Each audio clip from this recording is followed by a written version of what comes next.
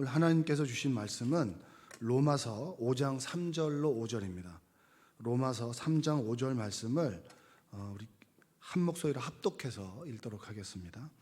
다만 이뿐 아니라 우리가 환난 중에도 즐거워하나니 이는 환난은 인내를, 인내는 연단을, 연단은 소망을 이루는 줄 알미로다. 소망이 우리를 부끄럽게 하지 아니함은 우리에게 주신 성령으로 말미암아 하나님의 사랑이 우리 마음에 부은 바 됨이니 아멘. 오늘도 하나님의 은혜가 여러분의 삶 가운데 함께 하시기를 주님의 이름으로 축복합니다. 내년에는 이제 새벽 예배가 조금 이제 바뀌어서 저는 목요일 날 하루만 하게 되고요. 그 월화수는 우리 조성춘 목사님께서 3일을 해주시고 금토 주일은 이렇게 박명신 목사님께서 이렇게 해주십니다. 그래서 착오 없으시기를 부탁을 드리겠습니다. 계속 칭의를 받은 사람들의 유익, 이게 칭의란 말은 우리가 잘 쓰지 않잖아요, 그렇죠? 예수님을 믿고 우리가 못된 놈이었는데 착한 놈이 됐다, 이렇게 생각하시면 됩니다. 이게 칭의입니다. 죄의 속성은 그대로 있고 네가 한 행동은 그대로 있지만 덮어놓고 덮어주고 너를 착하다, 귀하다, 고귀하다라고 말씀해 주시는 것이 칭의입니다. 뭐라고요? 의롭다 칭한다니까. 우리 잘 쓰진 않지만 그런 의미로 생각하시면 되겠습니다. 어제는 그 칭의를 받은 사람에게 유익을 말씀을 드렸어요. 화평과 소망이라고 하는 것을 말씀을 드렸습니다. 그럼 그 연장선상에서 그 바울이 이런 질문을 우리에게 던지고 있습니다. 여러분 대답을 한번 해보세요. 우리가 하나님과 관계 속에서 화평을 누립니다. 그렇죠? 화평의 관계 속에서 우리가 천국을 소망하죠. 여러분 천국 소망하십니까? 그래, 이 땅을 벗어버려, 천국을 가, 이런 개념이 아니라 이 땅 위에서 하나님과 동행하면서 천국을 맛보고 완전한 천국이 임함을 기대하고 도래하다가 그리고 우리가 숨이 끊어지는 그날에 하나님의 품으로 간다. 그 하나님의 품은 빛과 같고 그리고 걱정과 근심과 두려움이 없고 아픔과 슬픔이 없는 그런 늘 기쁨과 감사가 가득한 곳이 천국입니다. 할렐루야. 그 천국을 여러분 소망하는 여러분들 되시길 바랍니다. 천국을 소망하면 저는 눈물이 왈칵 날 때가 있어요. 왜냐하면 그곳에 대한 그리움과 동경이죠. 가보지 못했지만 이 세상 속에서 내가 누렸던 그 기쁨, 아버지 안에 있을 때 그 소중함과 애틋함이 영원하게 있다라고 하면 저는 그것을 기대하고 소망을 하게 됩니다.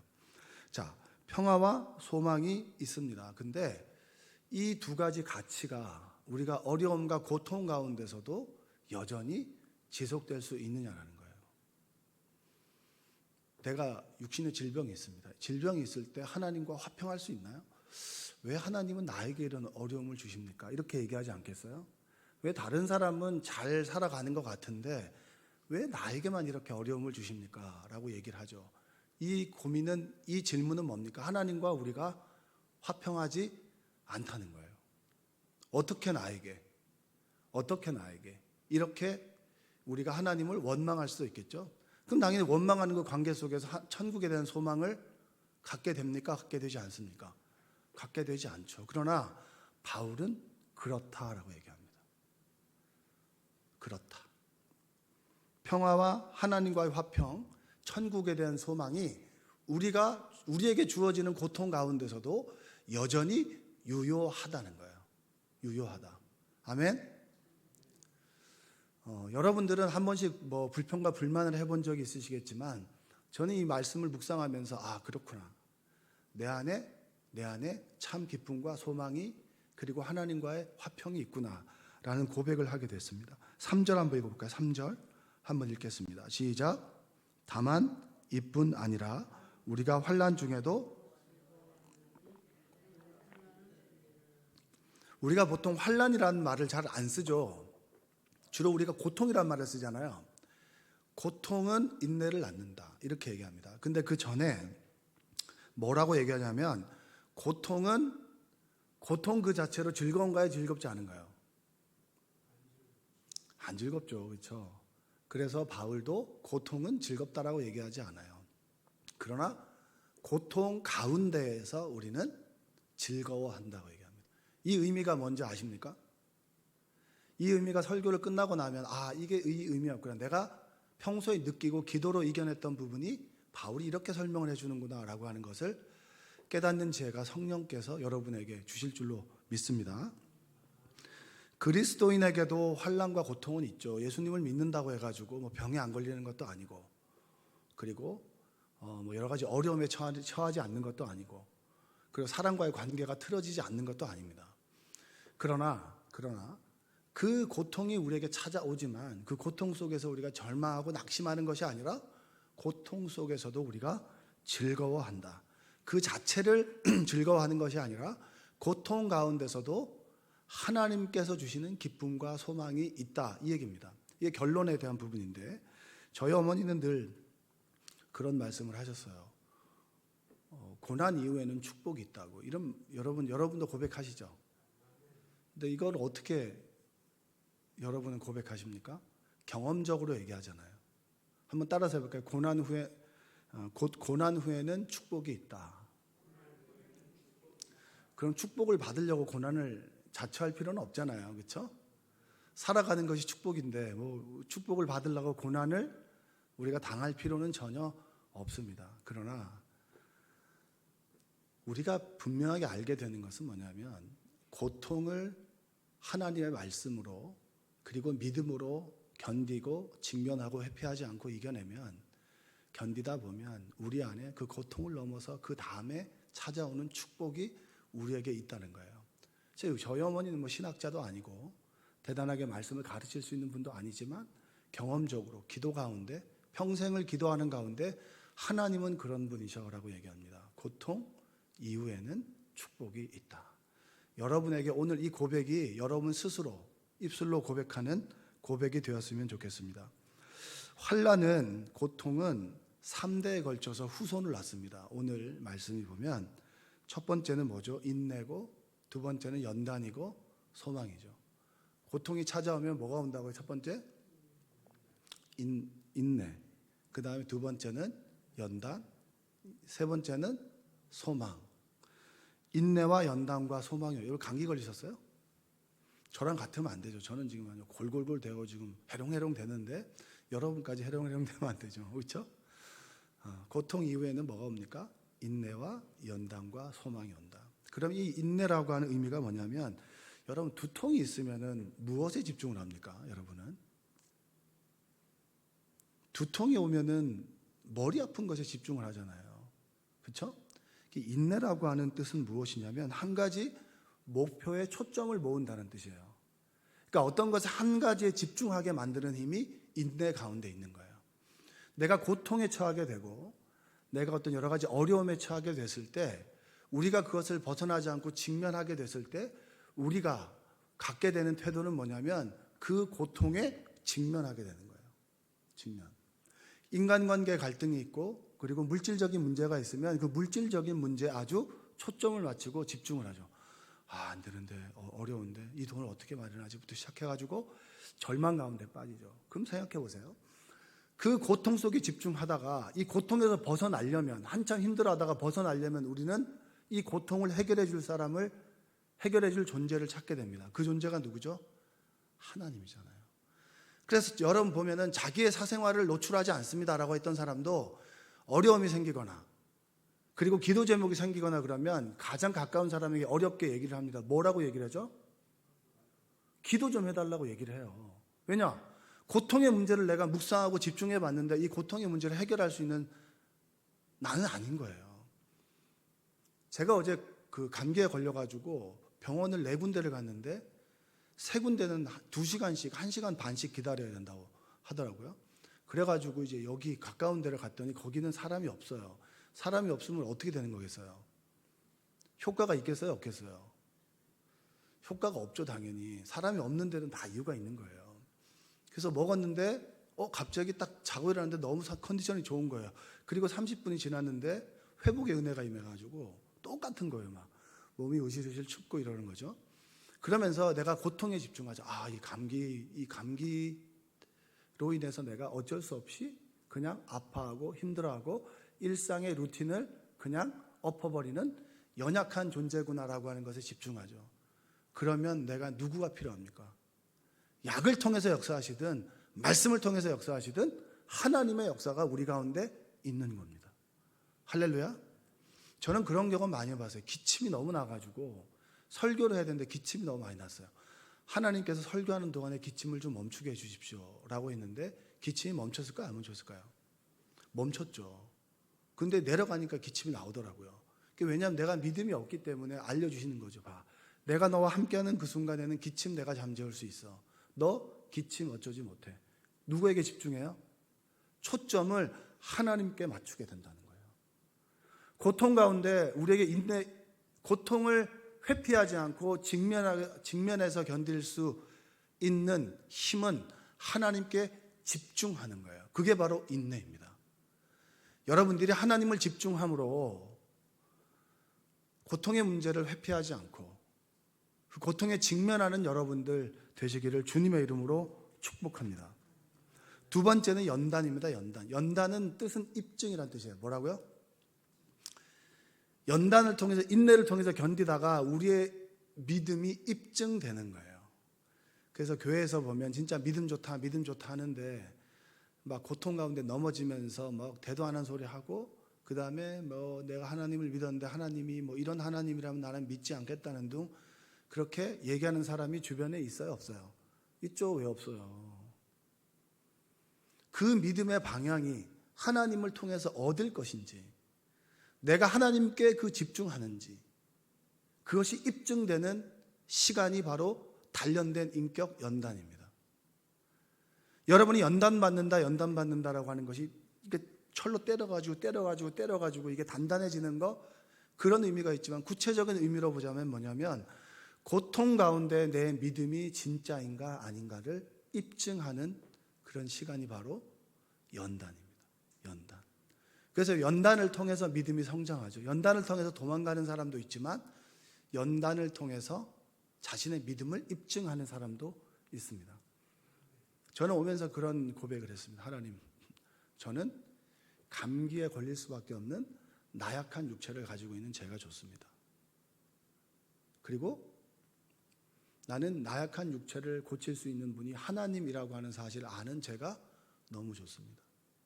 그리고 하나님께서 낫게 해주실 것이라고 하는 믿음을 갖고 있는 내가 너무너무 좋습니다. 이렇게 고백하는 거예요. 왜냐? 내 모든 목표가 고통 가운데서 누구를 집중하나요? 하나님을 집중하기 때문입니다. 사람들을 집중하는 것이 아니라 하나님을 집중하죠. 여러분의 외적인 문제가 여러분이 힘들게 할 수 있습니다. 사업이 잘 풀어지지 않고 인간관계가 어렵고, 늘 우리가 하나님 부르시는 날까지 물질에 대한 문제는 믿음으로 선포하지만 늘 두려움과 염려가 찾아오죠. 그럴 때마다 내가 누구를 집중합니까? 돈에 집중합니까? 아니면 하나님께 집중합니까? 사람들은 돈이 부족하면 어떻게 하면 돈을 벌까에 집중합니다. 그러나 우리는 하나님께 집중하고 하나님 주신 지혜를 가지고 열심히 살아가죠. 그래서 같은 세상에 살아가지만 가는 길이 다른 사람들이 바로 그리스도인입니다. 여러분들이 인내를 통해서 한 가지로 초점을 갖고, 하나님께 초점을 갖고, 그리고 그 믿음이 진정으로 하나님을 향한 것인가? 아니면 하나님을 통해서 얻을 것인가? 그 믿음이 우리에게 고통 가운데 입증되는 거예요. 입증. 그래서 때로 고통이 찾아오기도 하고, 그리고 어려움이 찾아오기도 하죠. 그러나 고통을 고통스럽게 얘기하는 것이 아니라 지나간 추억으로 얘기할 수 있는 것은 하나님께서 그 고통 가운데 역사하셨고, 내가 그 순간 하나님을 믿었고, 그리고 하나님께서 우리의 인생 가운데 찾아오셔서 우리에게 말씀해 주시는 그 하나님이 계시기에 우리가 고통을 이겨낼 수가 있는 겁니다. 그러면 고통은 인내를 낳고, 그 다음에 뭘 낳죠? 입증된 인격, 단련된 인격, 연단을 낳죠. 그리고 이것을 통해서 무엇을 얻게 되냐면 천국을 소망합니다. 소망이라고 하는 의미는 부끄러워하지 않는다라고 하는 겁니다. 내 고통 가운데 내 믿음을 부끄러워하지 않고 내가 그 속에서도 하나님께 집중하는 것이 소망입니다. 그래서 시편 119편 71절은 고난당한 것이 내게 유익이라 이로 말미암아 내가 주의 율례를 배우게 되었나이다. 고난당하는 것이 힘들죠. 고난을 좋아하는 사람은 아무도 없습니다. 그러나 고난을 회피하지 않고 직면해서 하나님께 집중하고 그 집중하는 시간이 하루하루 지나면서 내 신앙의 인격이 단련되고 하나님께 집중하게 되고 올곧은 믿음을 갖게 됐을 때 내가 하나님 말씀으로만 살아가게 되는구나. 하나님의 말씀을 즐거워하고 그리고 하나님 말씀을 따르는 나를 부끄러워하지 않고 그리고 영원한 하나님의 나라를 소망하기에 우리는 고통 속에 즐거워한다는 거예요. 그럼 내 의지로만 하나요? 소망은 누가 갖게 되나요? 성령께서 우리 안에 임재하시는 거예요. 할렐루야. 우리는 여러분 대단히 할 수 있는 게 없어요. 자그마한 여러분 가시에 찔려도 아파서 어쩔 줄 모르는 게 인간이에요. 근데 그 속에서 성령께서 함께 해주시면 인내할 수 있게 되고 그리고 하나님 앞에서 내 믿음을 입증할 수 있게 되고 하나님이 성령께서 도와주시니까 그리고 성령께서 세상이 아닌 천국을 바라보게 해주시니 우리는 천국에 대한 소망을 품고 살아가는 겁니다. 여기서 보면 여기서 5절 한번 읽어볼까요? 5절 소망이 우리를 부끄럽게 하지 아니함은 우리에게 주신 성령으로 말미암아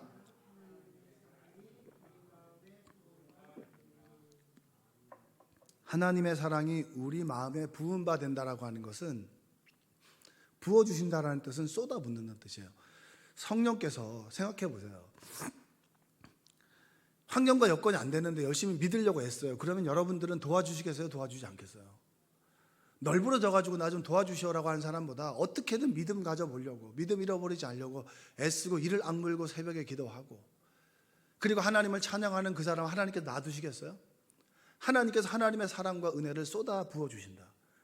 그러므로 인해서 우리가 세상을 바라보지 않고 하나님을 바라보는 천국의 소망을 잃어버리지 않게 되는 겁니다.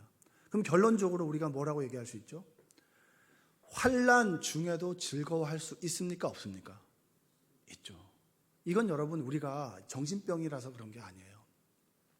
고통은 그대로 있지만 고통 속에서 하나님께 집중하게 되고 그 집중하는 순간순간들이 올바른 믿음이라고 하는 것들로 자리 잡게 되고 신앙 인격이 다루어지게 되고 그 순간 성령께서 매 순간 함께 하심으로 천국을 소망하게 된다. 그랬을 때 우리가 고통이 두려운 것이 아니라 고통 후에는 축복이 오고 또한 고통에 대한 믿음을 지킨 보상으로 하나님께서는 우리에게 축복을 주시며 또한 고통이 두렵지 않기 때문에 나는 고통 중에 하나님으로 인해 주님 주신 기쁨으로 인해 즐거워한다는 거예요. 우리 담임 목사님과 저가 얘기하다 보면은 그냥 큰 문제를 크게 생각하지 않아요. 하나님이 하신다. 저도 많이 배우죠. 신앙의 선배고 그리고 배울 점이 많기 때문에. 그래서 한마디 한마디를 늘 새겨두는 편입니다. 하나님께서 하신다. 고통 가운데 있어도 하나님께서 하나님의 자녀를 버리지 않는다. 그런 굳건한 믿음이 고아와 같이 버려두지 않는다. 그 믿음이 있기 때문에 고통이 두려운 것이 아니라 하나님을 잃어버릴 게 두려운 거죠. 내가 하나님을 떠날까 두려웠지만 그것 또한 하나님께서 우리를 붙잡아 주신다. 여러분 고통 속에서도 고통을 두려워하는 것이 아니라 하나님을 두려워하고 그리고 고통 중에 즐거워할 수 있는 여러분 되시기를 주님의 이름으로 축복합니다. 기도하겠습니다. 사랑과 은혜가 풍성하신 아버지 하나님 감사합니다. 하나님께서 우리에게 귀한 말씀을 뿌려주셨습니다. 그 말씀이 심겨지게 하여 주시고 고통 속에 있는 성도들이 있다면 고통 가운데 환경과 여건과 문제는 바뀌지 않는다 할지라도 하나님께 집중하고 그리고 하나님께 집중하는 시간들이 하루하루 지나가면서 우리의 신앙 인격이 말씀으로 단련되고 천국을 잃어버리지 않는 천국의 소망을 품고 살아갈 수 있도록 주님 도와주시옵소서. 새벽에 기도할 때 성령께서 동행하여 주시고 새벽 제단을 채우는 이들에게 이들의 가정과 자녀들과 하는 일 가운데 풍성한 복이 임하기를 하나님 함께하기를 원합니다. 주여 도와주시고 역사하시고 함께하여 주시옵소서. 예수님의 이름으로 기도합니다. 아멘.